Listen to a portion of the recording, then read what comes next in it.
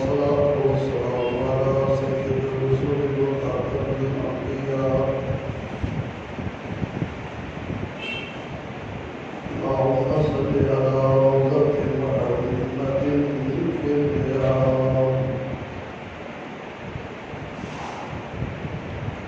صلاة تكون بالنجاة وسيلة ولعروض الدرجات قبيلا صلاة تعد بها وقد وتقر بها القرى اللهم صل على سيدنا ومولانا محمد وآله وسلم أما بعد فأعوذ بالله من الشيطان الرجيم بسم الله الرحمن الرحيم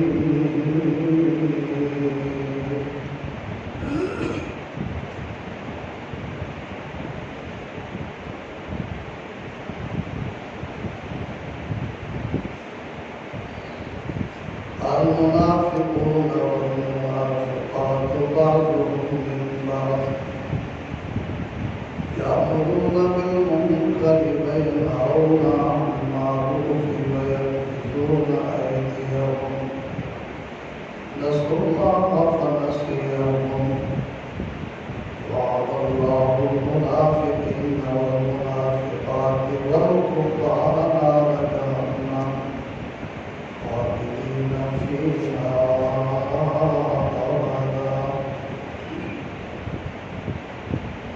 قال الله تعالى في القرآن المجيد والفرقان الحميد في مقام آخر والمؤمنون والمؤمنات بعضهم من بعض يأمرون بالمعروف وينهون عن المنكر أعوذ بالله وصدق الله مولانا العظيم وصدق رسوله النبي الكريم ونحن على ذلك من الشاهدين والشاكرين والحمد لله رب العالمين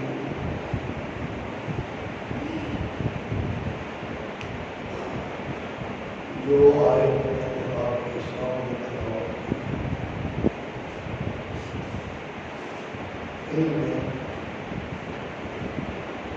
جھوٹا کلمہ پڑھنے والے اور سچا کلمہ پڑھنے والوں کی کیفیت کے بارے میں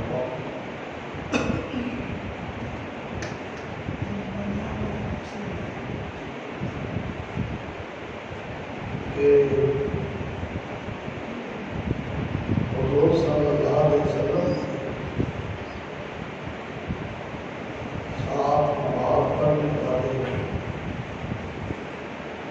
مخلص لوگوں میں کچھ منافق تھے اور وہ دعویدار تھے کہ ہم مومن ہیں. رب تعالیٰ نے فرمایا کہ یہ منافقین ہیں میرے بابو ان کی نشانیاں یہ ہیں کہ ہمیشہ یہ برائی کا حکم دیتے ہیں اللہ کے راستے سے یأمرون بالمنکر وینہون عن المعروف ناچنے گانے کا حکم دیتے ہیں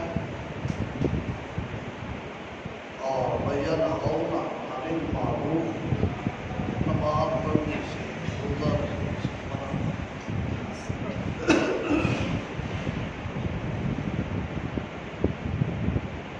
حضور صلی اللہ علیہ وسلم کے پیچھے نماز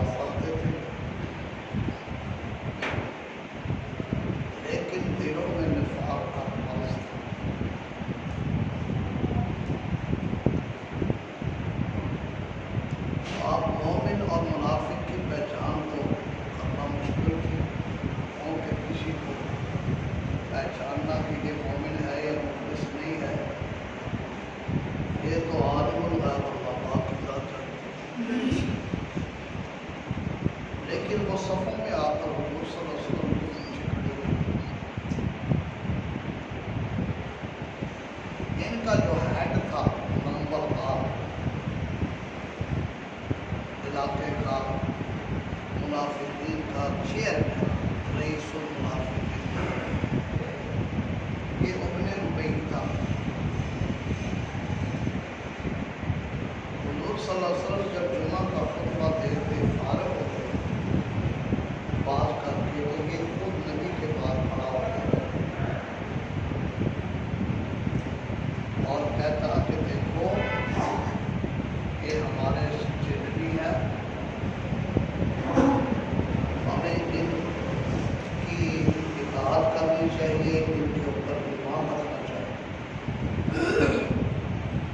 سیدنا فاروق اعظم رضی اللہ تعالی عنہ عرض کرنے لگے، آقا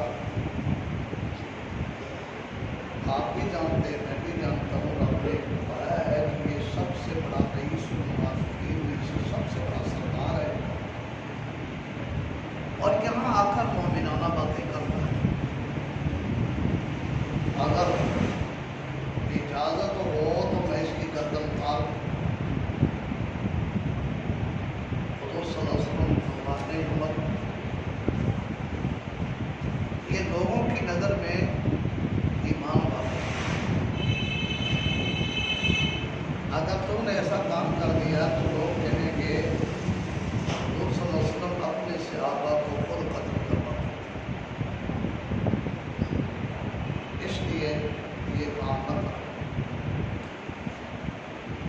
تو ان کا معاملہ کیا ہوگا؟ تو آپ نے فرمایا یا ایھا النبی جاہد الکفار، کافروں کے ساتھ تو جہاد کرو، والمنافقین اغلظ علیہم، اور منافقوں کے اوپر سختی کرو دلائل کے لحاظ سے، سخت لہجہ اختیار کرو۔ ومأواہم جہنم، ان کا ٹھکانہ جہنم ہے۔ تو یہ نبی علیہ السلام کے دور سے میں تھے، اور اس وقت سے یہ چل رہے ہیں، یہ کوئی نئی بات نہیں ہے۔ بظاہر کلمہ پڑھیں گے لیکن اندر کلمہ نہیں ہوگا ان کی طرف۔ یہ اور کافروں سے زیادہ سخت کافر اور نقصان دہ ہوگا۔ تو کھلا کافر تو اپنے آپ کو مسلمان نہیں کہتا، یہ کافر ہونے کے باوجود اپنے آپ کو مسلمان منوانے پر مصر ہے، نبی کے دین کو بھی نہیں مانے، نبی کا آیا ہوا قرآن بھی نہ مانے، نبی کے صحابہ کی عظمت کو بھی نہ مانے، اور پھر وہ کہیں جی ہم بھی ایمان والے ہیں۔ آپ نے فرمایا میرے بابو یہ جھوٹے ہوتے ہیں، یہ کلمہ پڑھتے ہیں، اذا جاءک المنافقون قالوا نشهد انک لرسول اللہ، جب یہ لوگ آپ کے پاس آتے ہیں تو کہتے ہیں ہم گواہی دیتے ہیں اللہ پاک کہ آپ اللہ کے رسول ہیں، واللہ یعلم انک لرسول، اور آپ فرماتے ہیں میں جانتا ہوں اس بات کو، اللہ پاک جانتا ہے کہ اللہ کے رسول ہیں۔ واللہ یشہد ان المنافقین لکاذبون، لیکن میں ان کے بارے میں گواہی دیتا ہوں کہ یہ جھوٹے ہیں، کلمہ پڑھنے میں جھوٹے ہیں، دل سے ایمان لے کر نہیں آئے۔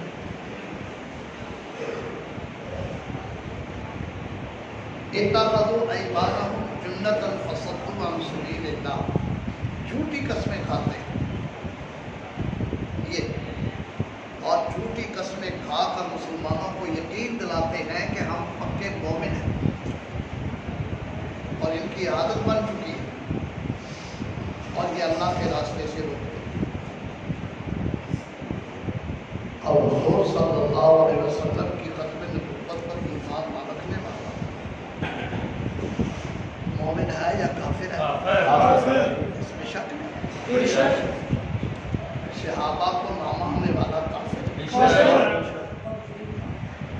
تو اس دور کے اندر مومن کے لیے یہ معیار فرمایا کہ نبی اکرم صلی اللہ علیہ وسلم کے صحابہ کے بارے میں کوئی تھوڑی سی بھی لافظنی کرنے والا ہو تو یہ پکی بات ہے کہ وہ مومن نہیں، منافق ہے۔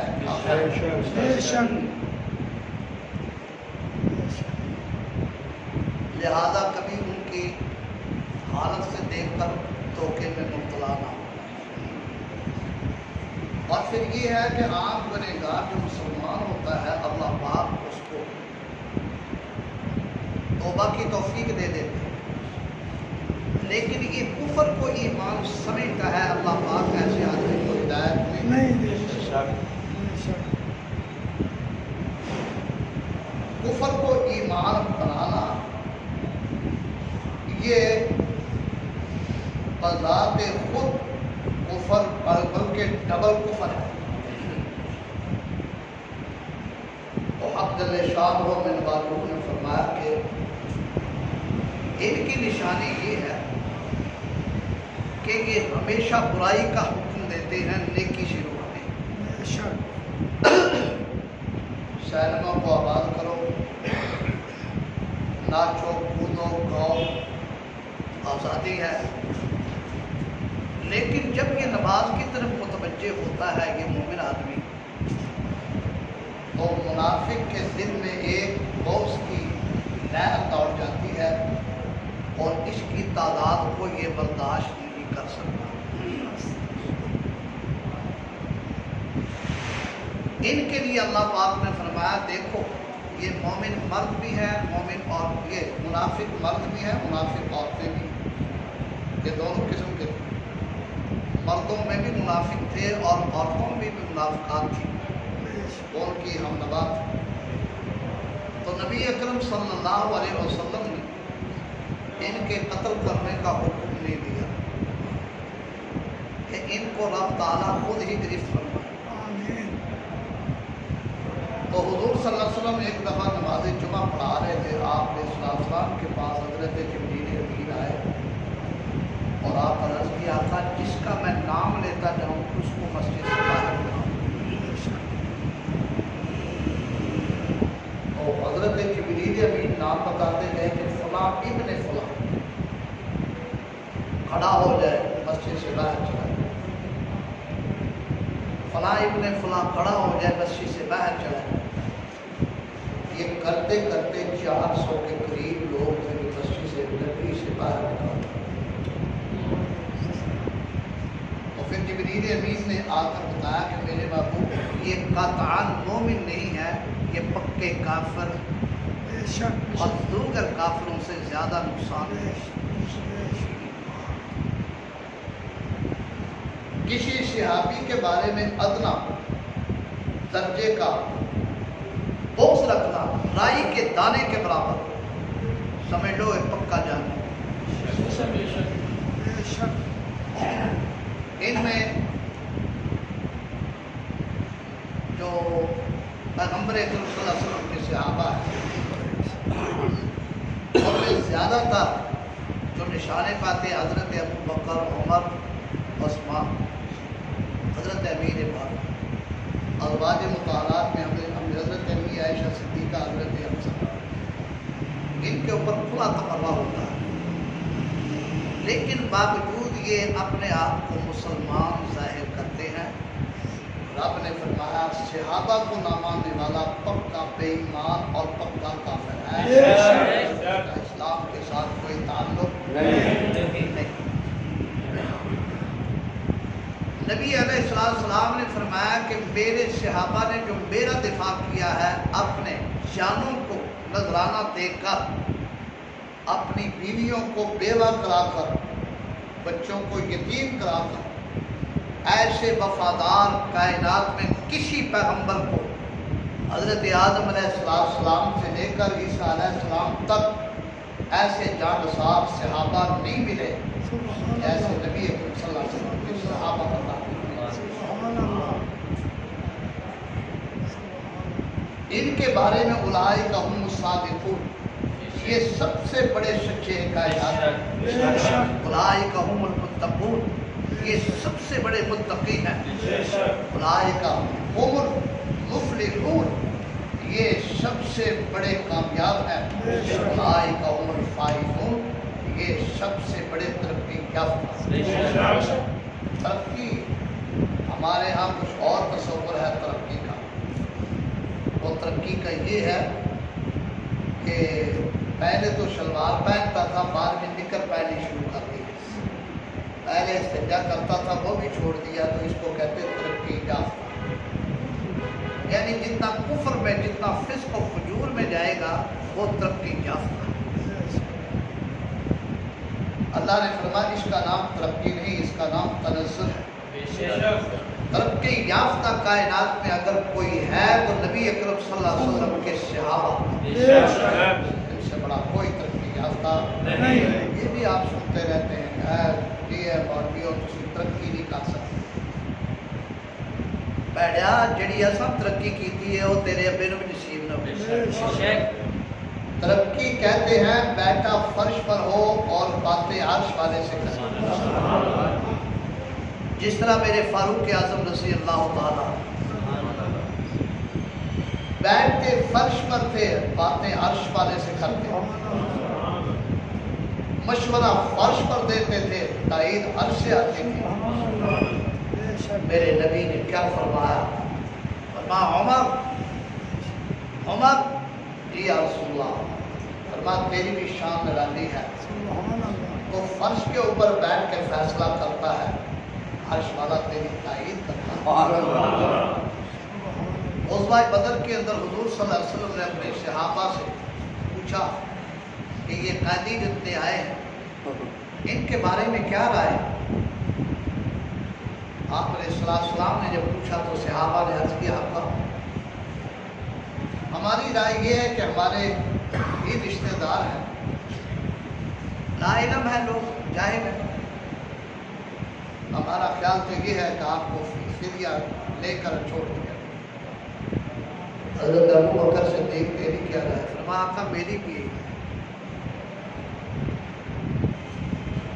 उस्मान फरमाया जी मेरी भी राय। अब्दुर्रहमान बिन औफ भी मेरी राय। अली गुरमतुल्लाह मेरी राय भी है, फिदिया दे के छोड़। सारे सहाबा एक तरफ पूछा, उमर यार तेरी की राय? रब ताला का बरगज़ीदा बंदा की कहना आपका ये रावा अपने जगह पे है। मैं ये राय रखता कि मेरी तलवार हो गए दुश्मन खुदा की गर्दन हो, तेरे गाटे ला के सारे आने तुहाडे कदमां च रख। सारे सहाबा कहने लगे निराला ही।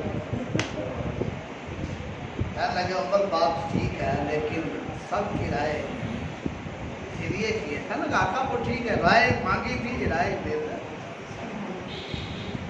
मेरे रिश्तेदार मेरे हवाले किए जान, अबू बकर सिद्दीक दे ओहदे हवाले, उस्मान दे ओहदे हवाले, अब्दुर्रहमान बिन औफ दे, सारे रिश्तेदारां इन्हां दे हवाले किया जाए।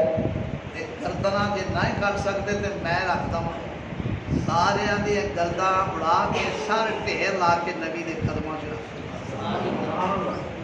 कैदी भी डर गए कि ख्याल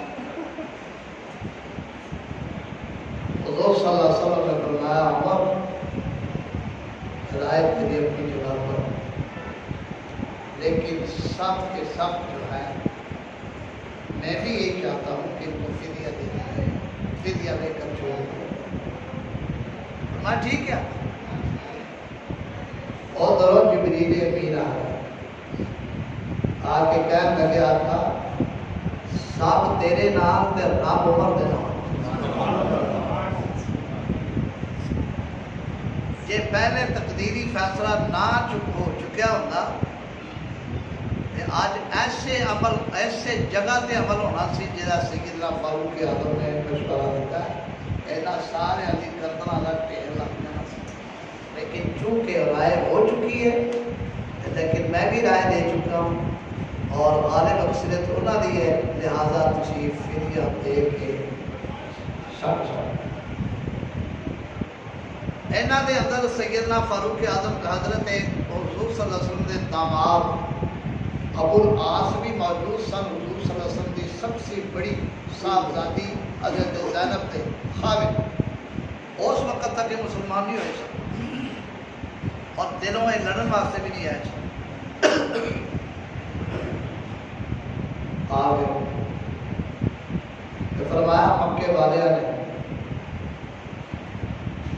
اپنا اپنا فدیہ دیتا۔ حضرت زینب دے کول حال سی جڑا حضرت امی خدیجہ دی طرفوں ہدیہ دیا گیا تھی اپنی دھی کو شادی کے وقت۔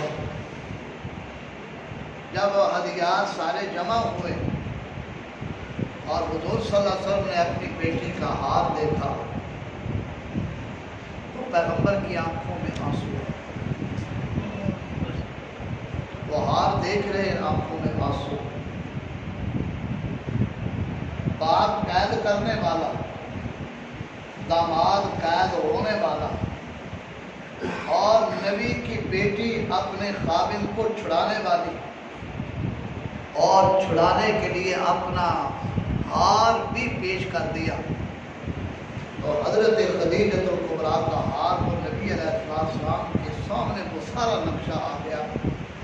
جب مکے والے نبی کو پتھر مارتے تھے اور میرا نبی جب واپس آ کے گھر میں داخل ہوتے تو حضرت خدیجہ الکبریٰ رضی اللہ تعالی عنہا آپ کا استقبال کرتی تو خندہ پیشانی سے ہنستے ہوئے، تو نبی علیہ السلام کی آنکھوں سے آنسو آ گئے اور فرماتے کہ خدیجہ یہ لوگ میری بات نہیں مانتے۔ اور حضرت امی خدیجہ رضی اللہ تعالیٰ عنہا فرماتی آقا ایسی بات نہیں ہے، ایک دن میں دیکھ رہی ہوں آپ کے اس شہر کے اندر آپ کے تابع داروں کا غلبہ ہوگا، اس واسطے کہ آپ کا جیسا دسترخوان کھلا ہوتا ہے اللہ پاک کسی سخی کے ڈیرے کو برباد نہیں ہونے دیتے۔ آپ غریبوں کے ساتھ اس نے سلوک کرتے ہیں، یتیموں کے ساتھ، بیواؤں کے ساتھ، آپ کا ڈیرا کبھی برباد نہیں ہوگا۔ بادہ جڑی جھٹکا بھی آ گیا نا کہ تیرا منہ چلا جائے گا، میں تو دیکھ رہا ہوں کہ اعتراض نہیں ہے لیکن جھٹکے سے اعتراض ہے۔ وہ پھر اس طرح نیت کر کے دماغ مارنا میں آگا سے وضو نہیں کرتا۔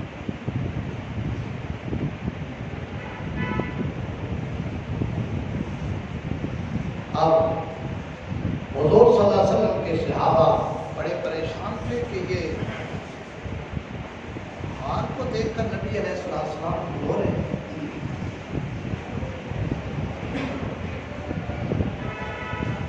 کچھ دیر کے بعد نبوت نے آپ کے ساتھ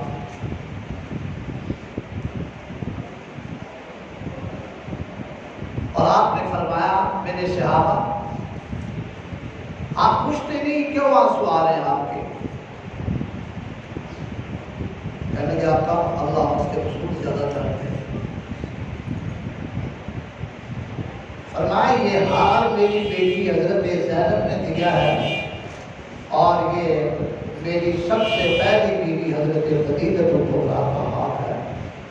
مجھے وہ زمانہ یاد آ گیا کہ جب سارا مکہ مجھے پتھر مارتا تھا، اس وقت حضرت خدیجہ الکبریٰ نے اپنے خزانے کے منہ کھول دیے تھے اور میرے دین کے اوپر ساری دولت نچھاور کر۔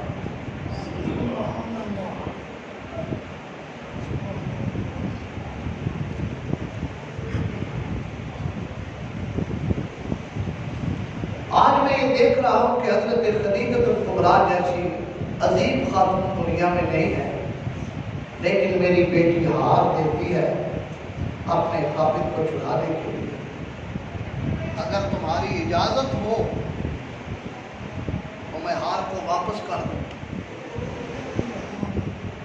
اب اپنے پاس سے فدیہ ادا کر دو. آپ علیہ السلام کی خدمت میں عرض کیا تھا اگر آپ کا جیسے جی چاہتا آپ کو اختیار ہے.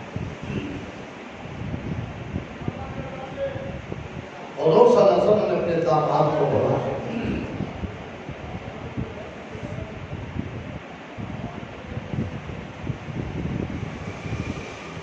اور آپ نے فرمایا غلاس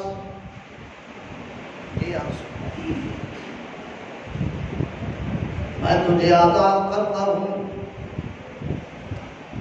لیکن اس کے بدلے میں میری بیٹی زینب کو مدینہ طیبہ روانہ کر دینا. حضرت ابو العاص مکے میں جا کر تمام برادری کو اکٹھا کیا اور اکٹھا کر کے کہنے لگے برادری والوں اگر میں قید میں اگر میں وہاں کلمہ پڑھ لیتا تو شاید تم کہتے کہ ڈر کی وجہ سے کلمہ پڑھا ہے, لعنت کی وجہ سے کلمہ پڑھا ہے, لیکن میں تمہیں بتا دینا چاہتا ہوں کہ رب کائنات کی قسم ایسا علیم و کریم جیسا میرے نبی ہے ایسا کبھی کسی نے نہیں دیکھا ہوگا. اس کے گھر میرے گھر میں اس کی بیٹی ہے. آپ نے فرمایا جاؤ زینب میری طرف سے اجازت ہے, اور ساری برادری کو بٹھا کر کہہ دیا کہ میں آج مسلمان ہوتا ہوں, اگر میرا راستہ روکنا چاہتے ہو تو روک لو. حضرت ابو العاص رضی اللہ تعالیٰ عنہ نے جب کلمہ پڑھا وہ دل دہل گئے. حضرت ابو العاص نے کلمہ پڑھ کر وہ لوگوں کو بتلا دیا کہ رب کعبہ کی قسم میں پورے خاندان کو چھوڑ سکتا ہوں, وطن کو خیر بات کہہ سکتا ہوں, برادری کو کہہ سکتا ہوں, لیکن میں محمد صلی اللہ علیہ وسلم کا کلمہ چھوڑنے کے لیے تیار نہیں. حضرت زینب رضی اللہ تعالیٰ عنہ جب آنے لگی واپس, کافروں نے گھیر لیا, نہیں جانے دیں گے. دیگر کفار بھی آ گئے کہ ہم نکلنے نہیں دیں گے, لیکن عثمانیہ مسجد والے نبی کی بیٹی اونٹ پر سوار ایک بیوہ نے اتنے کچوکے دیے اونٹنی کو, حضور صلی اللہ علیہ وسلم کی لفظ جگر نیچے گر پڑی.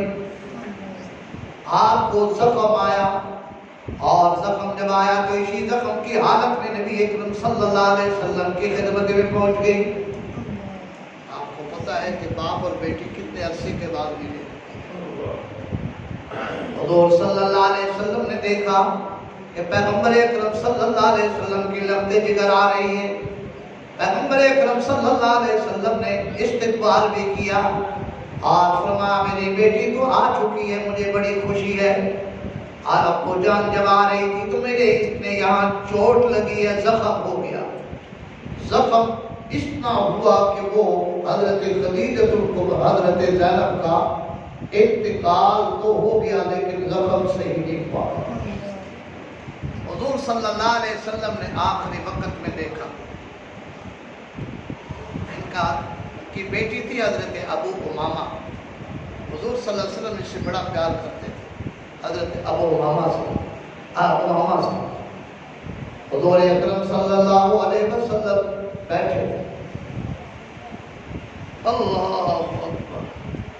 آخر کو گھڑی بھی آئی کہ حضرت زینب دنیا سے رخصت ہو گئی. یہ تو ہر کسی کو وقت آنا ہے. آپ کو پتہ ہے کہ بیٹی کا انتقال ہو تو باپ کے دل کی کیا کیفیت ہو. حضور صلی اللہ علیہ وسلم نے فرمایا میری بیٹی کے کفن کا انتظام کرو. اور آپ علیہ السلام نے جنت البقیع کے اندر قبر کھدوائی. حضور صلی اللہ علیہ وسلم جب حضرت زینب کا جنازہ لے کر گئے, آپ علیہ السلام اللہ کے سامنے گریہ زاری کر رہے تھے. الہ العالمین میری لفظ جگر نے میری محبت میں بڑی مارے کھائی, اتنی تکلیفیں برداشت کیا. الہ العالمین میں دعا کرتا ہوں کہ میں اس سے راضی ہوں, تو بھی راضی ہو جا. حضور صلی اللہ علیہ وسلم کے صحابہ فرماتے ہیں کہ جب ہم نے دیکھا تو آپ علیہ السلام کے چہرے کے اوپر بڑے غم کے, رنج کے, علم کے آثار تھے. لیکن جب قبر میں اتار کر نکلے تو حضور صلی اللہ علیہ وسلم کا چہرہ خوشی سے دمک رہا تھا۔ صحابہ نے عرض کیا آقا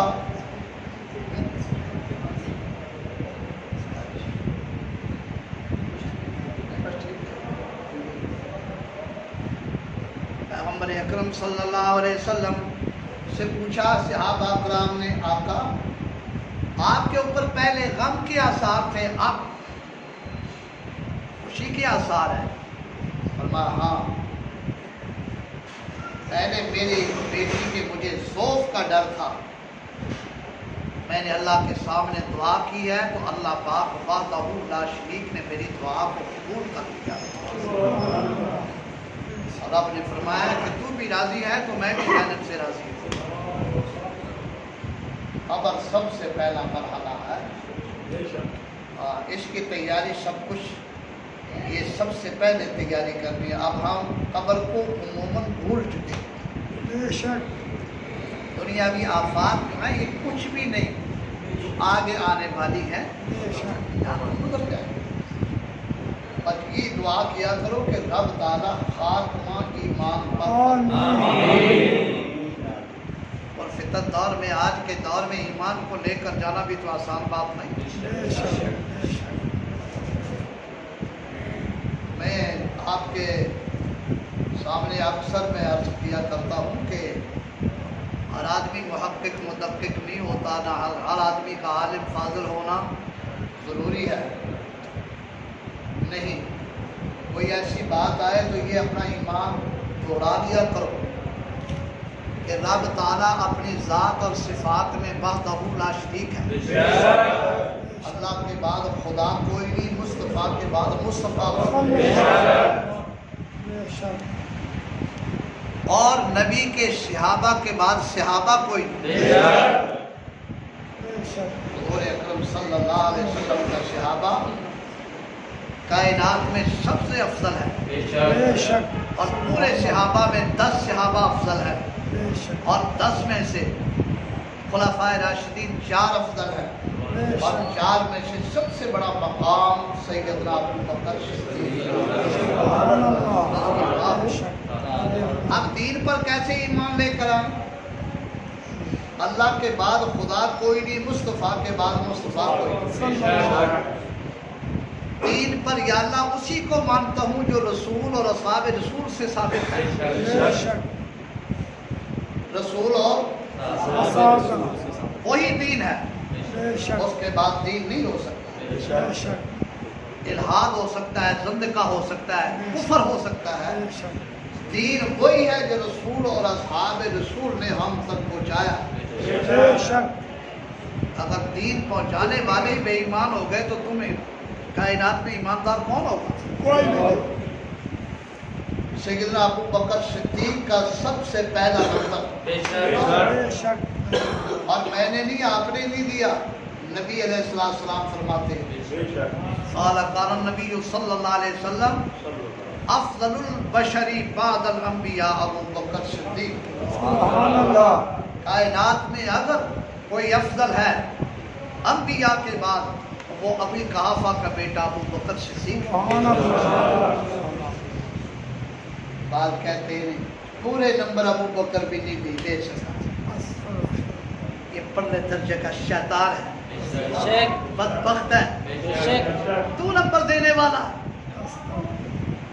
نمبر دینے والی ذات اللہ پاک کی ہے، ساری دنیا اس کی رضامندی تلاش کرتی ہے، لیکن اللہ پاک جبریل امین کو بھیجتے ہیں، جاؤ ابو بکر کے پاس جا کے کہو ابو بکر مجھ سے راضی بھی ہے یا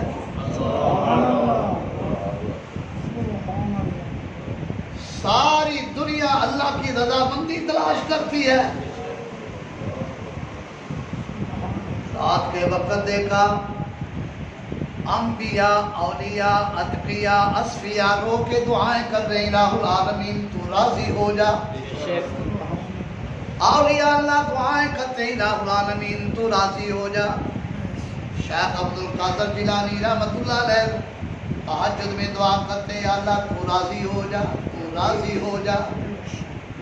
رو رو کر دعائیں کرتے ہیں، اللہ بھی یا فرماتے کیوں روتے؟ اور اب نے فرمایا، اللہ نے فرمایا، مومن کہتے ہیں اللہ تیرے لیے کہ کیوں راضی ہو جائے، لیکن اللہ نے فرمایا میں رضامندی تلاش کرتے ہو، لیکن میں آج ابو بکر صدیق کی رضامندی تلاش کرتا ہوں۔ صدیق تم مجھ سے راضی بھی ہے یا؟ وہ کب پوچھا تھا رضامندی؟ جبریل امین آئے، ٹاٹ کا لباس پہنا ہوا ہے، حضور صلی اللہ علیہ وسلم کے خدمت میں بیٹھ گئے ٹاٹ کا لباس پہن کر، اور ساتھ ہی ابو بکر صدیق بھی بیٹھے ہوئے تھے۔ آپ نے فرمایا جبریل جب بھی تو آیا ہے تو فاخرہ لباس پہن کے آیا، آج کیسے ٹاٹ کا لباس پہن کے آیا؟ حضرت جبریل امین نے عرض کیا آقا میں ہی نہیں ساتوں آسمان کے فرشتوں کو اللہ پاک نے حکم دیا ہے، میرے ابو بکر صدیق ٹاٹ کا لباس پہن کے بیٹھے ہیں، تمہیں بھی حکم دیتا ہوں کہ سب کے سب فاخرہ لباس اتار کر اور ٹاٹ کا لباس پہنو تاکہ میرے صدیق کی سنت زندہ ہو جائے۔ اور ساتھ یہ بھی پیغام دیا میرے محبوب سے جا کر کہہ دینا کہ میرے ابو بکر سے پوچھ مجھ سے راضی بھی ہے یا کہ نہیں؟ تو سیدنا ابو بکر صدیق کی چیخیں نکل گئی، اللہ میں تجھ سے اپنے محبوب سے راضی کیوں نہ ہوں جس نے مجھے اتنا بڑا مقام دیا ہے؟ مجھے تو کوئی جاننے والا بھی نہیں تھا، نبی کی نبوت والی لائٹ پڑی، سراج منیرہ کی لائٹ پڑی، اللہ نے فرمایا ایسے لائٹ پڑی ہے جیسے ستاروں کے اوپر سورج کی لائٹ پڑتی ہے۔ یہ ستارے جو چمکتے ہیں ان کی اپنی روشنی نہیں ہے، یہ روشنی پڑتی ہے سورج کی تب ان میں روشنی آتی ہے۔ آپ نے دیکھا نا بسوں کے پیچھے نمبر لکھے ہوتے ہیں تو پیچھے لائٹ پڑتی ہے تو ایسے لگتے ہیں جیسے نمبر ہی جل رہے ہوں، اور رب نے فرمایا ان کی اپنی اس کی نہیں ہے وہ جو نمبر لکھے ہوئے ہیں، اس میں ایسا مسالہ لگایا ہوا ہے کہ جیسے لائٹ پڑے اور وہ بھی روشن ہو جاتی ہے۔ رب نے فرمایا یہ اپنی لائٹ نہیں ہے، یہ حضرت ابو بکر صدیق کے اندر جو مسالہ لگا ہے یہ نبی کی نبوت والی لائٹ سے چمکا ہے۔ بے شک جے وہ مسالہ نہ ہوندا نبی دی لائٹ نہ پہندی تے صدیق نو کون جانتا سی؟ وہ جانن والا کون سی؟ فرمایا محبوبہ تسی آ کے مینوں دسیا کہ اے ابو بکر میں صدیق بنا چھڈیا، عمر نو فاروق بنا چھڈیا، عثمان نو ذی نورین بنا چھڈیا، علی نو ولی المرتضی حیدر کرار بنا چھڈیا۔ اے نبی دی نبوت والی لائٹ دی وجہ تو چمکیا صحابہ کرام، بعد پہلے نو نبوت مل گئی، بعد میں آن والے نے رب نے فرمایا ولایت دے چھڈی، اور کائنات دے اندر کتنے بھی اولیاء قطب غوث ابدال سارے دے سارے تابعین تبع تابعین سارے مل جان ایک ادنا درجے دا صحابی دا مقابلہ نہیں، سارے صحابہ مل جان صدیق اکبر دے مقام تو نہیں پہنچا۔ اور سیدنا فاروق اعظم رضی اللہ تعالیٰ عنہ فرماتے ہیں کہ مدینے دے کنارے تے ایک مائی رہنی سی،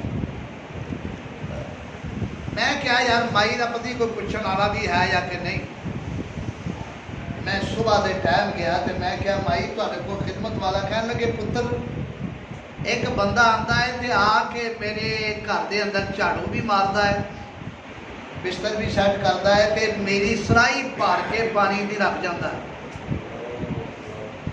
کہنے لگے یار وہ کیڑا بندہ ہوئے گا جڑی مائی دی خدمت کرتا ہے۔ حضرت فاروق اعظم دوسرے دن صبح صبح گئے تو مائی دا بستر بھی ٹھیک، جھاڑو بھی لگیا، سرائی بھی بھری ہوئی، پھر آ گئی۔ تیسرے دن پھر گیا صبح صبح، جدو تیجے دن گئے تے سامنے ابو بکر صدیق دے نال ملاقات ہو گئی۔ کہنے لگے ابو بکر تو کدھروں آ رہے ہیں؟ کہنے لگے یار مائی ہے سارے دن تو میرے ٹائم نہیں ملتا، سارا دن امور خلافت دے اندر رہنا ہے تے صبح صبح میں مائی دی کجی بھی پار آنا تے مائی دا بستر بھی ٹھیک کر آنا تے نالے مائی دے گھر دے اندر جھاڑو بھی دے گیا۔ یہ اج کل دی مائی کتے کٹیا دے وچ نہ چارپائی لبنی سی نہ سرائی لبنی سی، کیوں نہیں؟ ہاں لے جانا سی چک کے سارا مائی کو جو 2 پیسے اور 4 پیسے وہ بھی لے جانے اور صدیق اکبر دا دار اس واسطے کافر کہتا ہے سنہری دور آدم علیہ السلام سے لے کر عیسیٰ علیہ السلام تک ساری دنیا گزر گئی، سنہری دور نہیں گزرا۔ اگر سنہری دور ہے تو فرما ابو بکر و عمر کا دور۔ یہ یہودی کہنے پر مجبور ہے، عیسائی کہنے پر مجبور ہے، کافر اس بات کو ماننے پر مجبور ہے کہ اس ریاست مدینہ کے اندر سنہری دور اگر گزرا ہے وہ ابو بکر و عمر کا دور، عمر کا دور ہے، ابو بکر و عمر کا دور ہے۔ یہ دنیا کو بتا دیا کافر، اس کے علاوہ اور نہیں۔ اگر کامیاب سیاستدان بننا چاہتے ہو فرما ابو بکر و عمر کی لائن اختیار۔ وہ تھے کہ بیٹھتے مصلی امامت پر بیٹھ کر کیسر و کسریٰ کے فیصلے کرتے تھے۔ کیسر و کسریٰ کی قسمت کے فیصلے ہماری قسمت کا فیصلہ امریکہ نہیں کر سکتا۔ جی ہاں غلط ہے، ہم امریکہ کی فیصلہ انشاءاللہ قسمت کا فیصلہ ہم لکھیں گے۔ شوشے اٹھا دیتے ہیں، آپ فٹافٹ اس کام پہ رکھ لیتے ہیں۔ پچھلے دنوں میں بہت شوشہ تھا امریکہ کے نقشے پہ، پاکستان نہیں امریکہ کے نقشے پہ اور کافر کی نا کون ہوتا جا سارے نقشے بنا دے۔ ایدہ نقشہ رب تعالیٰ نے اوہ بنا لیا تھی جدو دنیا دے اندر پیدا بھی نہیں ہویا سی۔ جی ہاں حضور صلی اللہ علیہ وسلم جدو معراج تے جا رہے سن نا، افغانستان دی سرزمین تو گزرے تھے، اتنے روشنی نظر آئی۔ تو حضور صلی اللہ علیہ وسلم نے پوچھا کہ جبریل اے کیڑی جگہ ہے؟ کہنے لگے آقا اے او جگہ ہے جتوں اولیاء اللہ قطب غوث ابدال تہاڈی امت دی پیدا ہو۔ اور جڑا اتنے بزرگ سوتے پے نے حضرت خواجہ علی حجویری رحمۃ اللہ علیہ، اے کتھوں آئے جی؟ افغانستان۔ طالبان انہاں دی اولاد ہے۔ اے جگہ ہے جو حضرت مہدی اتوں مہدی دی فوج تیار ہوئے گی اتوں انشاءاللہ۔ ہاں اے دجال دے نکلن دے بڑا چیر پیا ہے۔ سب تو پہلو حضرت مہدی ظاہر ہون گے اور کافراں دے نال بڑی بڑی لڑائی ہوئی۔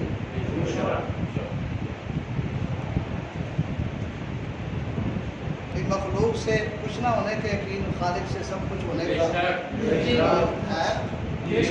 وائرس کی یہ مخلوق ہے، خالق ہے۔ مخلوق سے کچھ نہیں ہوتا، ہوتا ہے تو کس سے؟ اللہ سے، وہی کرنے والا۔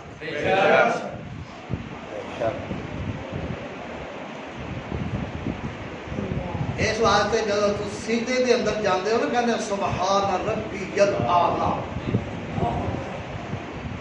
اور جب وہ کہندے اللہ اکبر تیریاں تجیاں اڑ جاندی ہیں وائرس کی۔